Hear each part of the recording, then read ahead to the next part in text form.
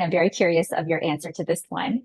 Is there anything to do differently in terms of what ingredients to use when going from your 30s to 40s, Mhm. and then from your 40s to 50s, and from 50s and 60s and beyond? Yeah. And I'm in my early 40s now, so I'd love to know your thoughts on this question. Yeah.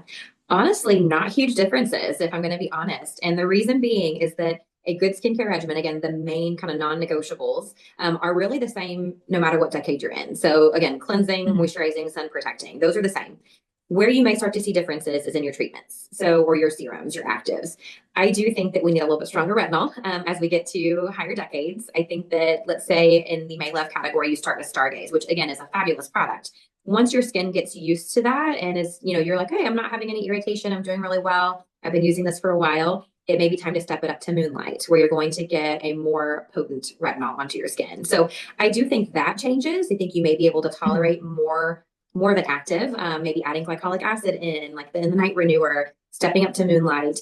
Your skin can probably tolerate more actives as you increase in your skincare regimen and as you, as I say, gain birthdays. I don't like to say aging. I feel like aging has such a bad connotation to it. Like birthdays are to be celebrated, right? We all I want love birthdays. We that. want Gain more. birthdays. Yes. So as we gain birthdays, that's the way we talk about aging in my clinic is that Mhm. we are gaining birthdays, or we're gaining birthday spots. We never say aging spots or things like that because that puts a negative connotation to it. And aging is not a bad thing. We all want to age, right? We want to Exactly. get older. Mhm. We want birthdays. We just want to age gracefully. And the way to do that is to have that really good skincare regimen to start. And then as we again gain more birthdays, we may need to increase the actives that we're using. So maybe needing to step up to Moonlight or maybe needing to add that night renewer on board to get a little bit of glycolic acid too.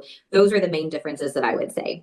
I know we didn't mention this specifically, but teen skincare and preteen skincare is really big on social media right now Mhm. about all these harsh actives that they're using and they don't need it yet. They're kind of in a portion where their skin is just naturally great and they need to celebrate that and just cleanse and moisturize and sun protect. And Mhm. as they start to see things they don't love on their skin or things they want to help improve, that's when those actives become important. And so I think that's the main difference is increasing your actives as time goes on and really starting out simple and working your way up. You don't need every single active right away in your 30s, but you may need an extra one in your 40s, and so we can Mhm. slowly add those on.